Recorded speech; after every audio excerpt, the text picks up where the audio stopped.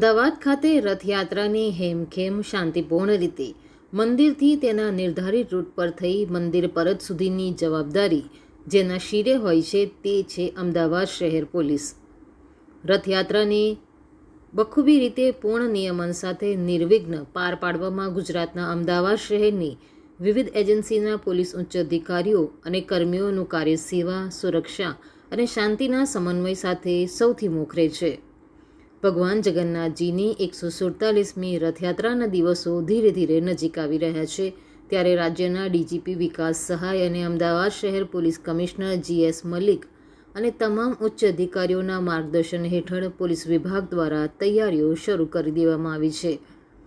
જેને લઈ રથયાત્રાના રૂટ પર ઝોન 3ના ગાયકવાડ હવેલી, કાલુપુર, ખાડિયા, શહેર કોટડા પોલીસ સ્ટેશન દ્વારા જગન્નાથ મંદિરથી રથયાત્રા રૂટ પર બુલેટ માર્ચનું આયોજન કરવામાં આવ્યું હતું, જેને મંદિરના મહંત શ્રી દ્વારા લીલી ઝંડી આપી ફ્લેગ ઓફ કરાવી હતી, જેમાં આશરે 100 જેટલા મહિલા અને પુરુષ પોલીસ કર્મીઓ બુલેટ સાથે જોડાયા હતા.